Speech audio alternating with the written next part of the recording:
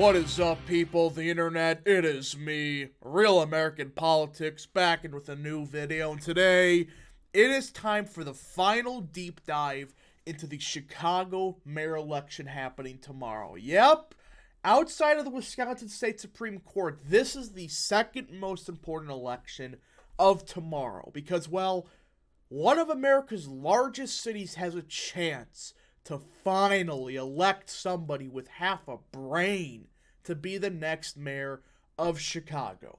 Now, let me be clear. I'm not an expert in Chicago politics. I'm not saying, I know every single thing about Chicago politics, but I just want to give you guys how the race is looking as of now and who will win. Will it be the more moderate conservative Democrat Paul Vallas or the progressive loser Brandon Johnson?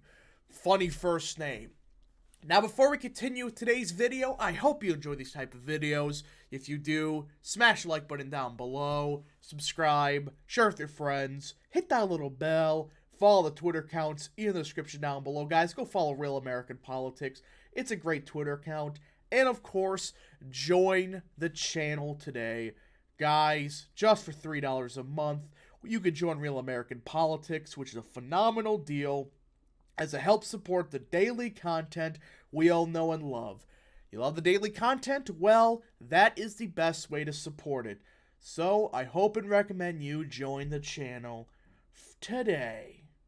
Alright, everybody, let's get into this final breakdown of the Chicago mayor race. And again, we will do a Wisconsin deep dive later tonight. And reminder, 7:45 p.m. Eastern Standard Time tomorrow, we will have the election night stream. It's a bit earlier because of Chicago, because polls close in Chicago an hour earlier than Wisconsin. So, yeah, link in the description down below. Click the notification button. You'll get notified the second the live stream starts. All right, let's get into the final breakdown of Chicago. The fight for America. I think is Chicago the third largest city in America or second? One of the two. Point is, it's one of the biggest. That's all I remember. I can't think top of my head for some reason. I think it's third.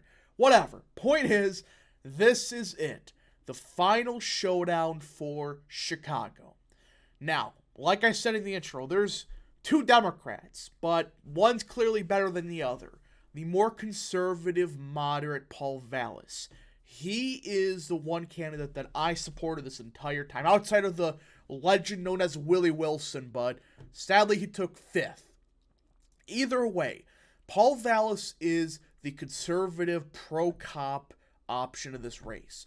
And his past is actually kind of good. He's had a record of being more conservative than even some Republicans in the House. That's kind of how pathetic we've gotten, but either way, he has a significantly better record than Brandon Johnson, who is openly a progressive, running to, basically be Lori Lightfoot too. But I think Johnson would still be an upgrade over Lightfoot because you can't get any worse than that. That was just pure incompetence of the race, of the mayorship of Lightfoot. That's why she did so terrible in this race.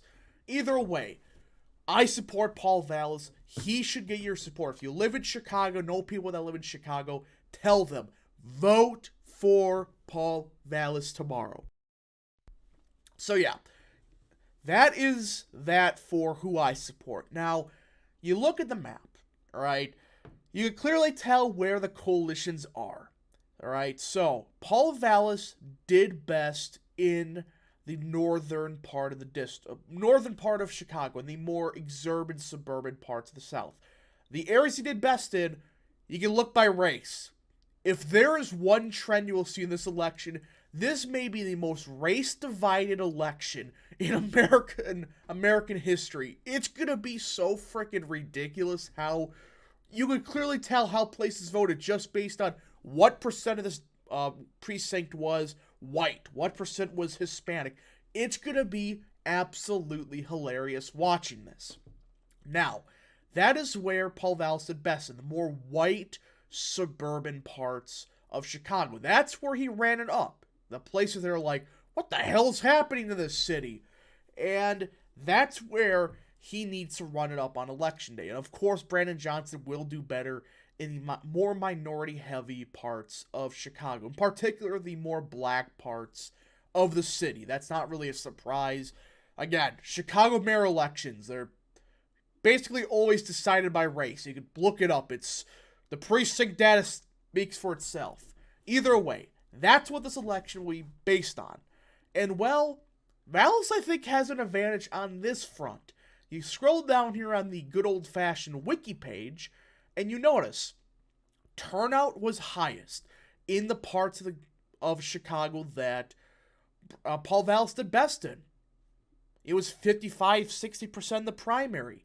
That is what Vallis needs. He needs to make sure the parts of the Chicago that have the highest turnout stay the more white, suburban, exurban parts of the city. Because if turnout's higher than minority parts, Johnson has us in the bag.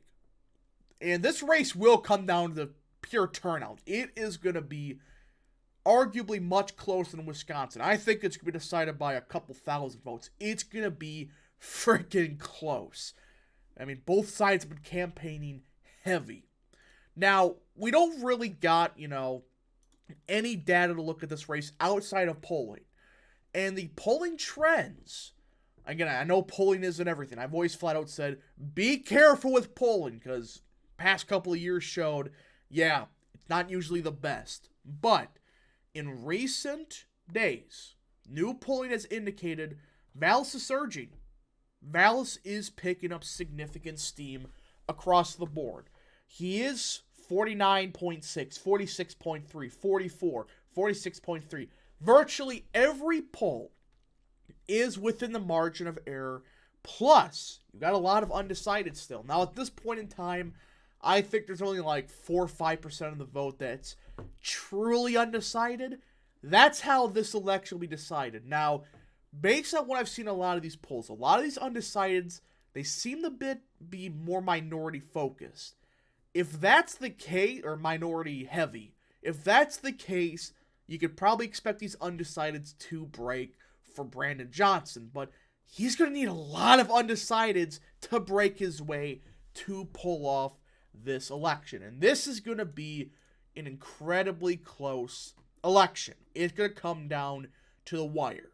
Now, for the endorsements, the good news for Vallis is he is getting a lot of endorsements from the aldermen and quite a bit from just people on the ground in Chicago. They don't live, outside of the congressmen, right? Brandon Johnson is getting a lot of the congressional support in the Chicago area. Outside of that, you look at the local areas. It appears that Vallis has the advantage of the aldermen. You notice, once again, there's a clear correlation where he's getting these endorsements from. The more white, suburban, I guess you could say wealthy parts of Chicago. That is where the election will be decided. Who will get their base out more? The more common sense, moderate Democrats, or quite frankly, Republicans. Republicans are going to break for Vallis like 95-5. That's going to be crazy. But it's really going to come down to who turns out more. This election is not going to be decided by, we got to swing the swing voters. Yeah, that's part of it, this election, but I really think it's going to come down to who turns out the most. And Vallis has some pretty significant endorsements, including from people like Willie Wilson. Yep, the legend himself. Now, Willie Wilson, I don't know how much this endorsement helps Vallis, as I believe that Chuy Garcia, the progressive Democrat that also ran, he took 4th. He also endorsed Brandon. So this election will come down to the wire, and you look at who's endorsing, it's pretty freaking even. Like, outside of the congressional support, this is, I would say, virtually tied when it comes to endorsements. And Vallis has some big, heavy hitters endorsing him, such as Dick Durbin, people like virtually half the aldermen in Chicago, a lot of significant organizations, Manufacturers Association, etc., etc. It's going to come down flat out to who turns out more, white voters or minority voters. I know that's oversimplifying, but that's how this race unironically will come down to. Now, How do I think this race will go? Personally, I personally believe that this race, it's a complete toss-up. I know that's a cop-out, but I just cannot decide. I think if I had a gun to my head, it's tilting towards Vallis. That is how close this race is. Anyways, folks, thank you so much for watching. If you did enjoy, smash the like button down below, subscribe, share with your friends, hit that little bell, follow the Twitter accounts in the description down below. Guys, if you live in Chicago, get out and vote for Paul Vallis. Thank you so much. See you on the election night stream.